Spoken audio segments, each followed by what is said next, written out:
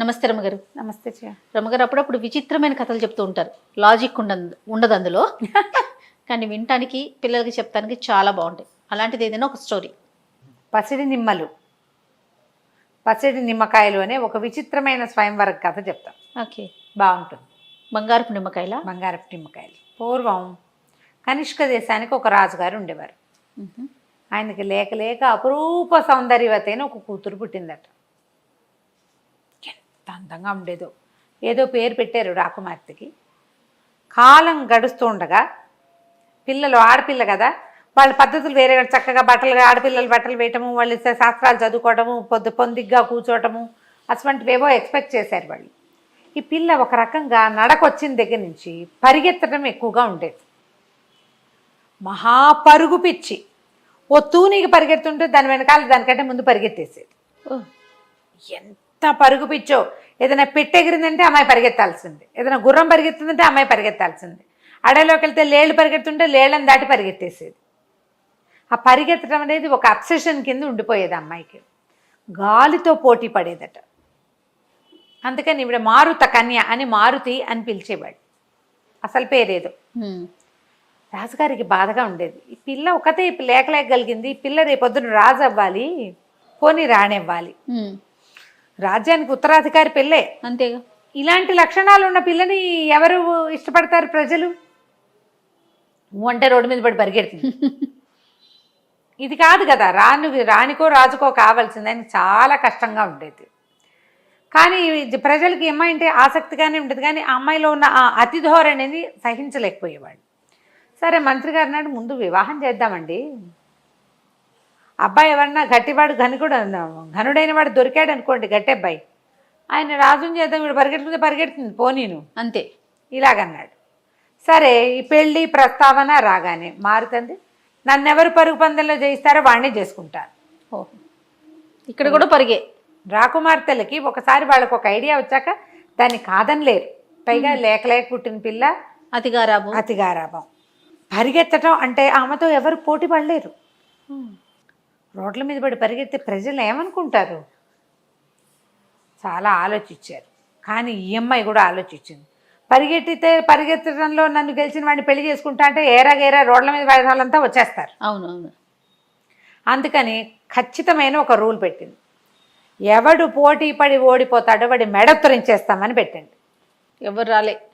ఎందుకు రాలేదు? అయినా కూడా ఆమె మహాద్భుత అద్వితీయ సౌందర్యము, ఈ రాజ్యము, పైగా ఒక ఆడపిల్లతోటి పోటీ పడి గెలవలేమా మనం అనుకుంటారు. అలాగనిపిస్తుంది. ఈవిడ పరుగు మీద అవగాహన ఉన్న కొంతమంది రాలేదు, కొంతమంది వచ్చారు.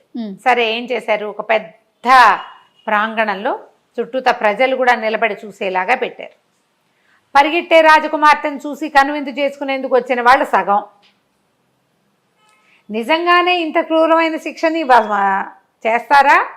అమలు చేస్తారా అని చూసేవాళ్ళు ఇంకొంతమంది. రాకుమార్తెకి వివాహం అవుతుందో అవదోనని దిగులు పెట్టుకుని ఉండేవాళ్ళు కొంతమంది ఉంటారు కదా, ఫ్యాన్స్. వాళ్ళు మొత్తం మీద సభా ప్రాంగణం అంతా నిండిపోయింది. ఓకే, 12 మంది తయారయ్యారు పరిగెత్తడానికి. 12 మంది, 12 తల్లో తెగాయి ఆ రోజు. ఈ భీకరమైన స్వయంవరం చూసి ప్రజలు నిర్ఘాంతపోయారు. మెడలు తెగుతూ ఉంటే ఆ మెడ దిగిద్ది ఒకడికి, రెండో వాడు మానేసి ఏడవద్దు, వాడు బయలుదేరతాడు. గెలుస్తామన్న నమ్మకంతో ఆ అమ్మాయికి పరిగెత్తిన కొద్దీ ద్విగుణీకృతోత్సాహం వచ్చేస్తుంది ఆ అమ్మాయికి ధోరణి. ఈ కథ అంతా, ఈ భీకర స్వయంవరం జరుగుతుండగా కుమారుడని ఒక కుర్రాడు అక్కడికి వచ్చాడు. మా రాజుగారి అబ్బాయి. కానీ ఈ శత్రురాజుల చేతికి చిక్కి తల్లిదండ్రి మరణించి రాజ్యభ్రష్టుడై దేశాలు తిరుగుతున్నాడు. కుర్రాడు మంచివాడి, కాస్త ఏదో విద్య గిజ్జ వచ్చు, క్షత్రియుడు. ఈ స్వయంవరం చూడడానికి ఇక్కడికి వచ్చాడు. ఆ పరిగెత్తేవాడు ప్రజలు కనపడ, వీడికి మారుతొకటే కనపడడం మొదలుపెట్టి ఈ భీకర పోరులో ఆ తెగతాలు తెగిలినాయి. రెండో రోజు కళ్ళు తీయలేకపోయాడు అమ్మాయి మీద నుంచి. ఆ పిల్ల ప్రేమలో పడిపోయాడు.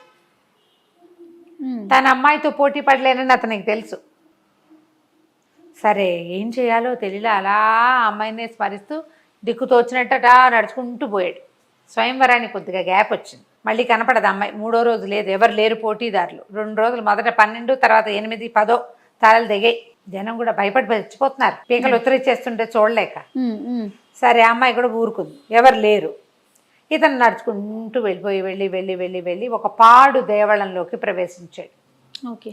అదొక పురాతన అమ్మవారి దేవాలయం. అమ్మవారు చక్కగా మంట సంక కాలు పైకి పెట్టుకుని ఒక కాలు కిందకి పెట్టి స్థిమితంగా కూర్చుని ఉంది. పాత గుడి. ఇతను పోయి ఆవిడ్ని ఆ పాదాలు కావలించుకున్నాడు. ఇక 3 రోజుల పాటు అమ్మని ప్రార్థిస్తూనే ఉన్నాడు. మారుతి పాపం అజ్ఞానంలో ఉంది. ఆ అమ్మాయికి ప్రేమ, జీవితము విలువ ఏమీ తెలియదు. ఇదొక తొందరపాటుగా ఈ పోటీ పెట్టింది. ఎలాగైనా ఆమెను నాకు దక్కించు. ఇక ఇదే పాట. ఆహారం లేదు, లేవలా అతను అక్కడి నుంచి. ఆ బాస్పెట్లేసి కూర్చుని కిందకున్న పాలు ఒక కాలు కింద పెట్టి ఒక కాలు ఒళ్ళో పెట్టి కూర్చుంటుంది కదా అమ్మవారు స్థిమితంగా. ఆ కిందకి పెట్టిన పాదాన్ని కావలిచ్చుకుని ఉండిపోయాడు. పెద్ద విగ్రహం అమ్మవారిది. 3 రోజులు గడిచాక 3వ నాటి తెల్లవారుచావున పెద్ద కాంతి వచ్చేసింది ఆ దేవాలయంలోకి. ఎవ్వరూ మనిషి అడుగు పెట్టేది కాదు. అంతా బండలు, చెట్లు, చేమలు, పిచ్చి పిచ్చిగా ఉంది బయటంతా. వీడు ఒక్కడే లోపలికి వెళ్ళాడు. ఆ కాంతిలోంచి ఒక కంఠస్వరం వినిపించింది. నాయన, ఎంత భక్తి, ఎంత అనురక్తి ఉందిరా నీకు. మారుతి నీదే, కానీ నువ్వు మారుతిని శక్తితోటి జయించలేవు, యుక్తితోటి జయించు. 3 బంగారు నిమ్మపళ్ళు ఇస్తాను. వాటిని మారుతి నిన్ను దాటిపోతున్నప్పుడల్లా వెనక్కి విసిరే. నిమ్మపండు వాడుకో, అవసరమైతే 3 వాడుకో. మారుతి నీ సొంతం అవుతుంది. ఆ అమ్మాయి పోటీ కూడా ఇది కాదు. అమ్మాయి ఏం పెట్టిందో అది కూడా కాకుండా ఉంటుంది. సరే, కాసేపటికి అతనికి స్పృహ వచ్చింది. ఆ బోళ్ళంత వెలుగు, కంఠము వినపడింది కదా, ఆ వెలుగంతా తగ్గిపోయింది. చల్లగా అరిచేతిలో ఏమిటో ఉన్నాయి. చూసుకుంటే 3 నిమ్మపళ్ళు ఉన్నాయి, బంగారపు పళ్ళు, థళథళ మెరుస్తున్నాయి. సరే, మర్నాడు అమ్మాయితో పోటీ పడతానని వెళ్ళాడు. అమ్మాయి చక్కగా చీర గోచి గట్టి కట్టుకుంది. పరిగెత్తడానికి వీలుగా ఇంత బారెడు జడ, జన్నిండా పువ్వులు, మణ్నిండా నగలు, చూడ్డానికి మహాద్భుత సౌందర్యవతి. ప్రజలు ఆశ్చర్యపోయి, వీడెవడు చచ్చిపోవడానికి 10, 12, 22 మంది చచ్చిపోతే మళ్ళీ వచ్చాడు వీడెవడో వారం తిరగకుండా. 3 రోజులు గ్యాప్ వచ్చేసింది. సరే, జనం అంతా చేరారు. చేరేసరికల్లా సరే ఇద్దరు కలిసి పరుగు మొదలుపెట్టారు. మొదటికి అబ్బాయి యువకుడు కొంచెం మగపిల్లవాడిగా కాస్త జోరుగా పరిగెత్తాడు. ఎవరైనా పరిగెడుతుంటే అమ్మాయికి ఎక్కువ ఉత్సాహం వస్తుంది కదా. ఆమెను దాటపోతుంటే వీడు ఏం చేశాడు, నిమ్మకాయ తీసి వెనక్కి జనం వైపుకి విసిరేశాడు. ఆ కదిలేదాన్ని అమ్మాయి చూసింది, వాడు విసరటాన్ని. ఏదైనా అమ్మాయి ఏం అలవాటు, ఏదైనా ఒకటి పరిగెడుతుంటే దాన్ని దాటాలి. వీడిని వదిలేసి దాన్ని పరిగెత్తింది. తనని దాటి వెళ్ళిపోతుంది నిమ్మకాయ. ఆ దాటి వెళ్ళిపోతున్న నిమ్మకాయ కోసం దాని వెనకాల పరిగెత్తింది. జనాల పాదాల దాకా వెళ్ళిపోయిన నిమ్మకాయని పట్టుకుంది. మళ్ళీ వెనక్కి పరిగెత్తుకొచ్చింది. వీడు బాగా ఒక 20 బార్లు వెళ్ళిపోయాడు. ఈ లోపల అమ్మాయి వెనక్కి వెళ్ళి నిమ్మకాయ అంటే ఇట్లా విసిరేసారు కదా, బలం కొద్ది విసిరితే అది ఏమవుతుంది, రయ్యమని పోతుంది కదా. ఆ పోయేదాని వెనకాల పరిగెత్తింది అమ్మడు. మళ్ళీ దగ్గరకు వచ్చేసింది. ఇతను దాటేయటానికి వచ్చేసింది. దగ్గరికి రాగానే మళ్ళా ఇంకొక నిమ్మకాయ తీసి విసిరేసేసాడు. ఈసారి ఇంకా బలంగా వేసాడు. ఊపు, నీకు పరిగెడుతున్న ఊపు వేరుంటుంది కదా. ఈ అమ్మాయి మళ్ళీ ఆ పక్కకు పరిగెత్తేసింది. జనం చూస్తున్నారు, ఏదో జరుగుతోంది. ఆ అమ్మాయి ఆ బంగారపు కాయ తన ముందు నుంచి పరిగెత్తడమే, వెళ్ళిపోవటమే చూస్తోంది. కానీ మిగిలిన జనానికి ఏం జరుగుతుందో అర్థం కాలేదు. అటు పరిగెత్తేసి అటు ఎలా ఉంది. ఈవిడ ఇంకో 30 బారలు దాటేశాడు.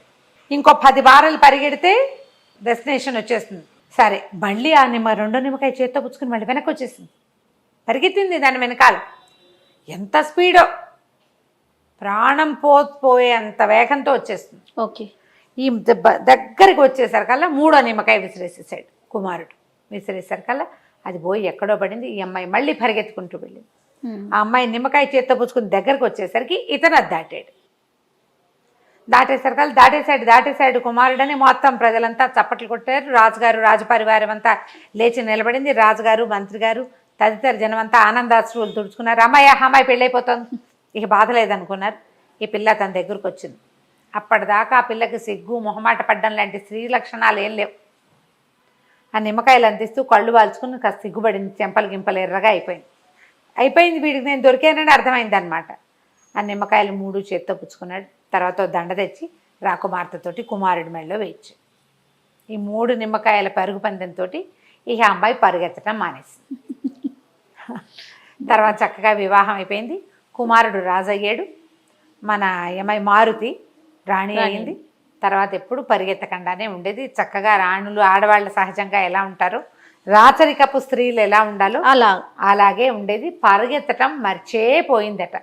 కలకంచికి మనం ఇంటికి. నమస్తే. నమస్తే.